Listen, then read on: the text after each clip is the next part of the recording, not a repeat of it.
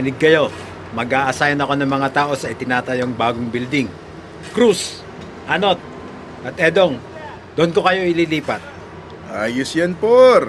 Sabi nga nila, maraming dumadaang chicks doon. Ikaw talaga, Cruz, kung ano-ano na namang iniisip mo. Kaya naman pala palagi kang kulang sa materialis. Hindi ka nagpo-focus. Aba, ano ba? Nasa initan ka na nga. Hindi ka pa hanap ng inspirasyon? Por, hindi ba dapat 4 kaming ililipat? 3 lang kami. Oo nga pala, munti ko na makakalimutan. Ito, si Tupe. Bago niyong kasamahan. Sa inyo ko muna siya isasama. Medyo baguhan pa eh. Boss, sa amin talaga? Di ba critical yung trabaho sa kabilang building? Huwag ka nang magreklamo, Anot. Kayo ang matagal ko ng tauhan. Kayo na ang bahala magturo dito kay Tupe. Boss, saan niyo naman nakuha yung si Tupe? Anak niya ng kumpare ko. Kailangan daw ng trabaho. Hindi na raw makagalaw yung tatay niya, kaya siya muna ang aakyat. O tama na, Satsat. Galaw na. Gaganda hapon po. Sigurado ka ba rito? Sa balat mo palang parang sanay ka na sa aircon. Hindi sa araw. Oo nga. Parang isang semento lang kakalas na yung likod mo. Sobrang payat mo. Kailangan ko lang po talagang tumulong sa bahay. Kailangan ko pong kumita. Ilang taon ka na ba? 25 po. Oh, halos kaedad mo pala tong si Edong. Pero itong si Edong, akala mo, mamang-mama kung kumilos. Uy, grabe kayo ha. Hindi ko naman kasalanan na kayo parang kalabaw na rito sa tagal ng serbisyo. Ako, fresh pa. Oo siya. Sumama ka na sa amin. Basta, bawal yung babakla-bakla dito ha. Huwag mo na lang silang intindihin. Nung bago pa ako rito, ganyan sila. Lahat kami dumaan dyan. Sige po. Salamat.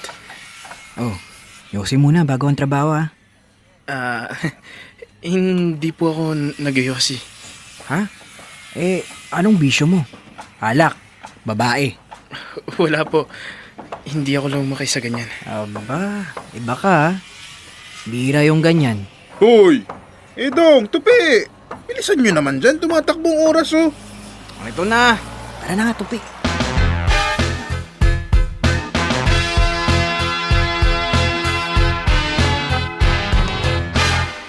Dear love, ako si Tupe. Tupi sa umaga, Tiffany sa gabi. Oo, isa akong member ng LGBT. At oo, nakakatawa siguro para sa iba. Sa dami ng pwedeng trabaho, bakit construction worker pa ang pinili ko? Pero sa totoo lang, hindi ko naman talaga ito pinili.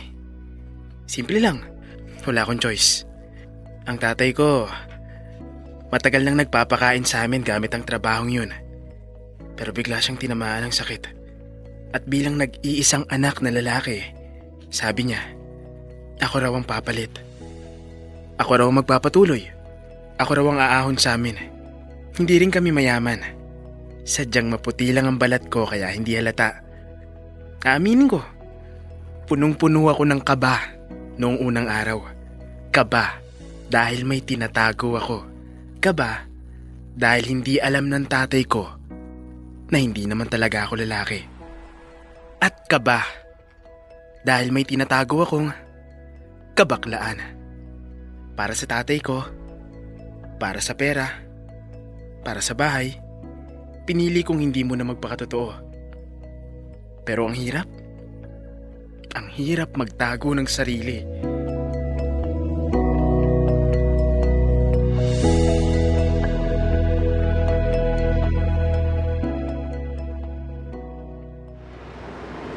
Oh, ayan oh. Si Tupe. Kanina pa dyan. Hindi pa tapos. Hoy, Tupi! Mamaya na yan! Merienda ka muna! Oh, Spanish bread. Kumuha ka. Salamat po. Oh, Diyos din. Saan po ang baso? Wala ka sa restaurant, bata. Dito lang po kayo umiinom lahat sa pitchel? Oh, bakit? May problema? Wala naman po. Para lang pong mas malinis kung... Malinis. Dito, Araw-araw kaming nag-aalmusal sa Alikabok. Ay nako, masanay ka na. Dalawa lang yan, anak, ano? Mayaman ka o bading. Uy, grabe kayo. Kita ba kaagad ang yaman at kasarian dahil lang sa baso? Makinig ka, Tupe. Hindi ka tatagal dito kung marami kang arte. Hindi pwedeng lalamya-lamya. Dapat mabilis kang kumilos. Oh, gayahin mo tong si Edong. Una pa lang, may pinatunayan na. Pasensya na po kayo. O siya, tara na, Cruz. Simulan na natin yung kabila. Oh, dyan na muna kayo. Oh, Edong, turuan mo to ha. Patigasin mo kung kinakailangan. Parang babakla-bakla eh. Huwag mo nang pansinin yun. Talagang ganun lang magsalita. Pero tama naman sila. Wala lang akong choice kaya ginagawa ko to. Naiintindihan kita. O eto, baso. Ha? May sarili ka palang baso? Tinatago ko. Sa totoo lang, ayoko rin uminom sa iisang pitchel. Ang babaho kasi ng hininga ng mga yun. Bakit hindi mo ginagamit kapag nandyan sila? Pakikisama. Para hindi ako paginitan. Nakita mo naman kung paano mag-isip ang mga yan. Minsan, kailangan mong itago ang konting parte ng sarili mo para hindi ka pagpiestahan. Gets mo yun? Tama ka. Oh, kumain ka na. Sabay na tayo balik mamaya. Sige po. Sige.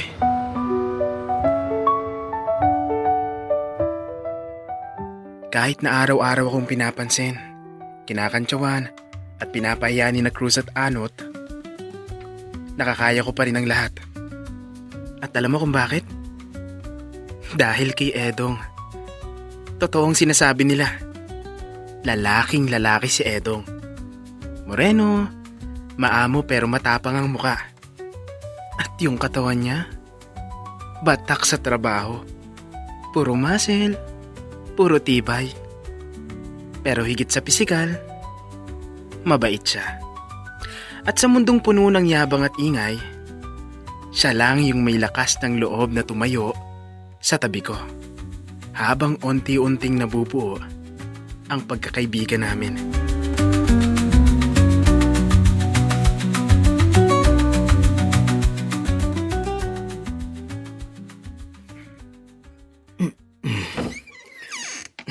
Uy, ito.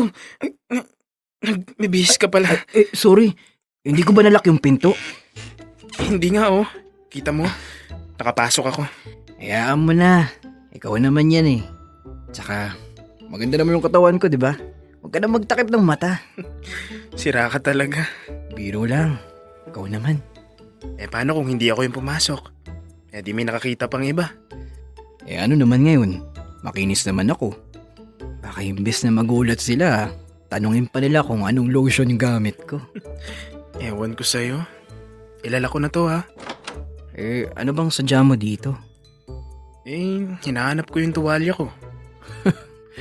Huwag ka nang magtakip ng mata dyan. Bakit ba? Ay, eto, nahanap ko. Ano ba yan? Tuwalya ko yan. Sabi sa'yo, huwag ka basta kapa ng kapa dyan. Nakakainis ka. Oh, ayan. Takpan mo na yan. Grabe yung sigaw mo ha.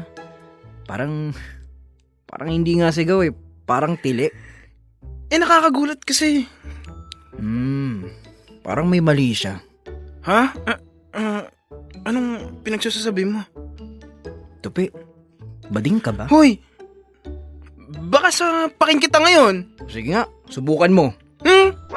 Aba, parang may lambing yung na yun ah. Tigilan mo ako, Edong. Nakakalalaki ka na. O sige na. Sige, pasensya ka na. Nababaliw ka na yata eh. Pasensya ka na talaga. Medyo malungkot ako ngayon eh. O bakit? Anong nangyari? Lumala kasi yung sakit ni Papa. Tapos parang nagtatalo sila ni Mama. Mukhang gusto pang makipaghiwalay si Mama. Ha? Sa lagay ni Papa ngayon, baka di niya kayanin kapag tinuloy yun. Edong, pasensya ka na. Ako nga dapat humingi ng pasensya. Medyo lutang ako, kaya siguro di ko na naisara yung pinto. Okay lang, Edong. Hoy, Edong, ayos ka lang? Huy, Edong. Hindi ko kaya, Tupi. Hindi ko kayang maghiwalay sila ni Mama. Hindi pa naman nangyayari. Huwag ka muna mag-alala. Pwede bang payakap ako? Sige. Salamat, Tupi. Okay lang, Edong. Oh, bakit mo ko hinalikan? Sorry. Sorry, pasensya ka na. Hindi ko alam. Akala ko... Akala mo ano? Wala. Wala to. Halika nga rito. Tama ba to, Tupi? Bahala na.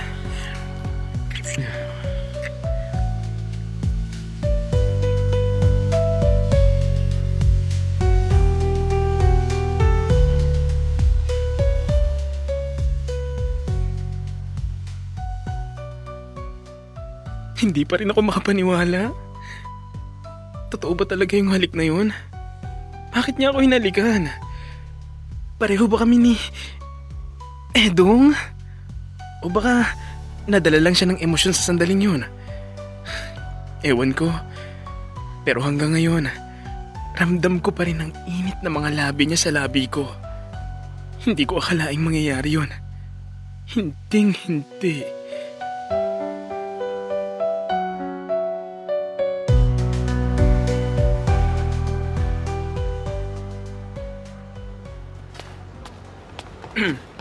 Oh, ayan na pala si Tupi. Nagalmasal ka na ba, pare? Opo, pandesal lang sa bahay. Sapat na. Mabuti naman. Si Edong. Ba't parang di ko pa nakikita? Hindi ba siya pumasok? Ewan. Kayo kaya ang laging magkasama. Parang na kayong magkapatid. Ganun ho ba? Oh, ayan na hinahanap nyo. Edong! Almasal muna! Hindi na. Inom na lang ako ng tubig. Oh, ito. Oh, Edong. Baso. Wag na. Hindi ko kailangan yan. Dito kami umiinom sa pitchel. Ano ko? Bading? Sabi ko na nga ba eh. Hoy, Tupi. Umamin ka na kung bading ka. Panay katawan ng lalaki na nakikita mo dito. Baka pinagpapantasyahan mo kami. Oo nga. Baka naman kung ano-anong iniisip mo sa amin. Di ba, Edong? Oo. Baka nga. Ano ba kayo? Mas matigas pa nga ako kay Edong. Ayan. Ganyan dapat. Marunong palang sumagot tong si Tupi eh. Tatahi-tahimik mo dati. Ngayon pala may angas ka rin. Una na ako. Marami pa akong gagawin. Hoy, biruan lang to ha. Hoy, Edong. Sandali. Nalilito ako sa pinapakita sa akin ni Edong. Kapag maraming tao, para bang nandidiri siya sa akin. Hindi niya ako matingnan. Hindi niya rin ako kinakausap. Parang gusto niyang mabura ang presensya ko. Pero kapag kaming dalawa na lang ang nagtatagpo, ibang iba siya. Ramdam ko ang gigil niya. Ramdam ko kung paano niya ako yakapin. Kung paano niya hanapin ang mga labi ko. Pero kahit kailan, hindi namin napag-usapan kung ano ba itong nangyayari sa amin.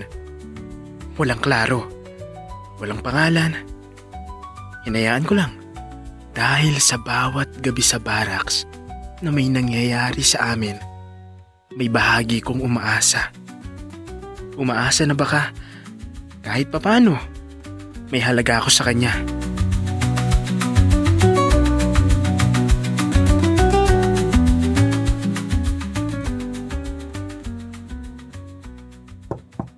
Edong!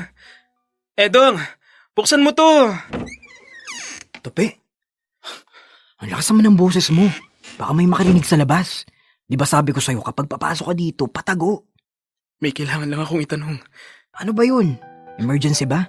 Ano ba tayo? Anong ibig mong sabihin? Itong ginagawa natin. Itong lihim na to. Naku, Tupi. Ayoko ng ganyang usapan. Sabi ko sa'yo kung ano ang nangyayari dito sa barracks, hanggang dito lang yun. Gusto ko lang malaman kung may meaning ba yun. Ano bang meaning? At, teka nga, Bakit ka ba nagkakaganyan? Ano bang problema? Edong, lumalalim na itong nararamdaman ko para sa'yo. Hinaan mo yung boses mo. Baka pumasok sila Anot. Ikinakahiya mo ba ako? Ayaw mong umamin sa kanila? Hindi sa ganun. Ano? Kasi, Kung ayaw mong sabihin sa kanila, di ako na magsasabi. sandali. Huwag ka naman padalos-dalos, Tupi. Alam mo naman yung reputasyon ko dito. Ano nga ba, Edong? Gusto ko lang malaman kung may halaga ba sa'yo yung mga halik mo. Gusto mo rin ba ako? Oo, gusto kita. Pero pakiusap, huwag mo naman ipagsasabi kahit kanino. Hindi pa ako handa. Kaya please, kung yun yung gusto mong marinig, oo. Gusto rin kita. Talaga? Oo, Tupi. Kaya tigilan mo na yung kakausisa. Halika nga rito. Dong, nakita mo ba si... Hoy! Anong ginagawa mo, Tupe? Hoy! Tupi, ano ba? Anong ginagawa mo sa akin? Ha? Anong... Langya naman! Makalabas na nga!